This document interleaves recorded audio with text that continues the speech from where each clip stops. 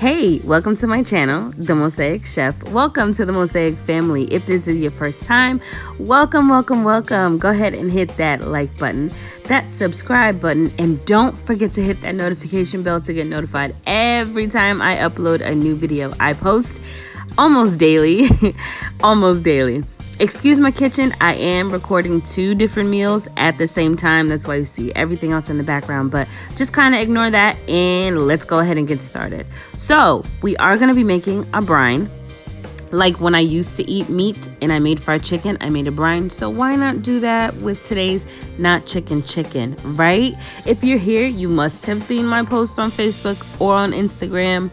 This is not chicken, y'all. Keep watching and you'll see exactly what I mean. I went ahead and added about 5 cloves of garlic. Just mashed them. You don't have to cut them up.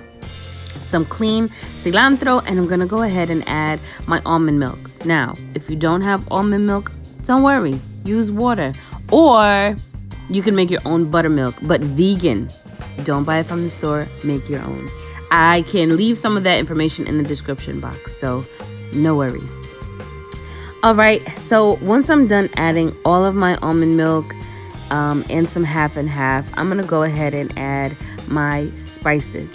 Now, I am not gonna give measurements for spices just because everyone's level of spice is different. Everyone's taste bud is different, so I kind of eyeball it.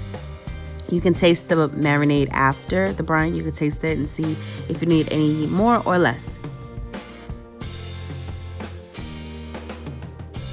I already added some adobo, that is some smoked paprika. I'm gonna add some crushed black pepper. I'm also gonna add a pinch of cayenne because I want just a little bit of heat, not a whole lot. Don't OD unless you want your chicken hot. That's another video. All right, I went ahead and added also some dried cilantro, also known as coriander. I am going to add some granulated garlic and granulated onion.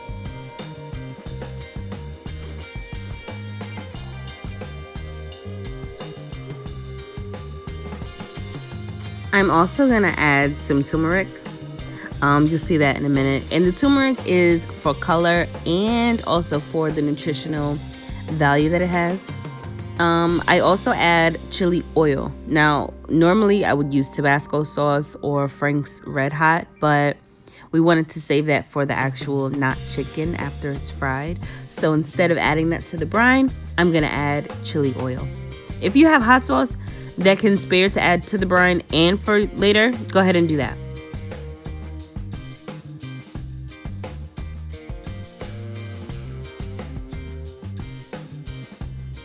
I did forget to mention that I also added kosher salt. I don't use iodized salt. Kosher salt is the way to go. Now, be sure to mix this extremely well because what you don't want to happen is for all of the spices that you added into your almond milk to clump up at the bottom. So in order to prevent that, use a whisk. Yes, a whisk, not a spoon, a whisk or a fork. And just make sure that everything is combined and dissolved, so to speak.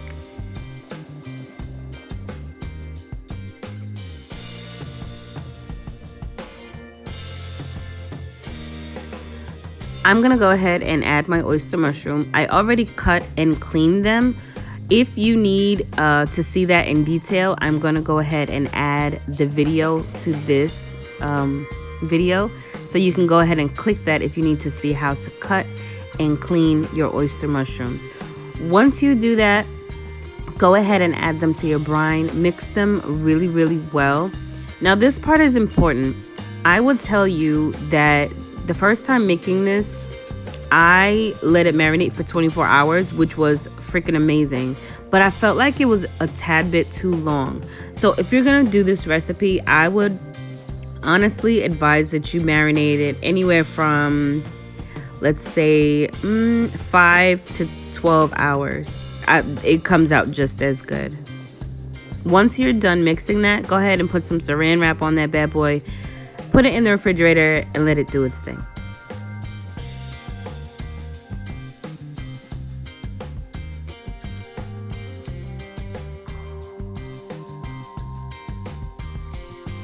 It's time to fry, y'all. Okay, so disclaimer, my oil looks a little bit dirty. It's not, I promise. What happened was I was trying out two different battering techniques for this recipe just to make sure that I had the maximum crunch and flavor. And so I did cook about 3 or 4 little pieces before the video just to get it right. So here I have some flour and I have some cornstarch. And basically my rule of thumb is about 50-50. 50, half and half, equal parts of flour and cornstarch. Now, I didn't give measurements for flour because it all depends on the amount of mushrooms that you have. Be sure to flavor. Be sure to season your flour. I'm using the same exact spices that I added to the brine. So my smoked paprika, got some Cajun spice here, some adobo, some garlic, kosher salt, pepper, and all that.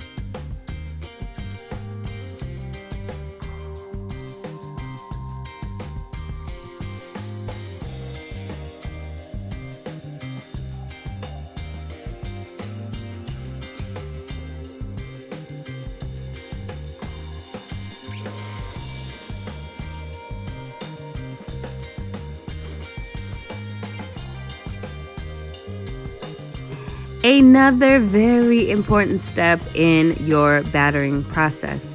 So when you are dredging your oyster mushrooms in flour, you don't really, well, I found it best to not drain the mushroom, so to speak. I put it directly from the brine into the flour, and that helps to seal in the moisture so that you have like a nice crunchy bite, but a juicy bite, kind of like chicken.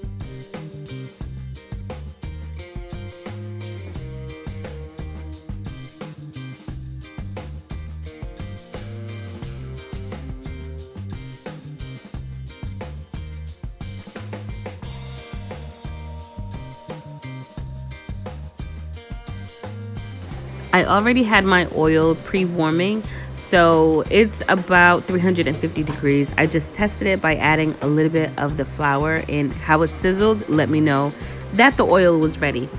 Make sure to pay attention because this is not chicken, honey. It is oyster mushrooms, and you do not want these bad boys to burn. So they don't take long to cook, about 5 to 7 minutes, depending on how hot your oil is, or how high your fire is, I should say.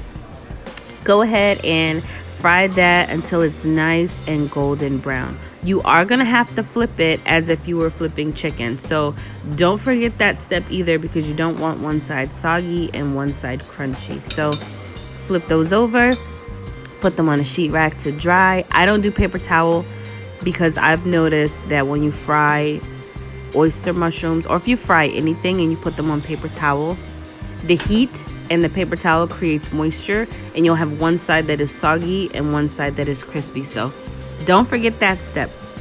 I'm not gonna talk anymore. I'm gonna let you guys enjoy this vegan food porn for you. Again, enjoy my chicken, not chicken, oyster fried mushrooms. Thank you guys so much for watching. Everything is made with love and a pinch of sass. I will see you guys tomorrow. Bye.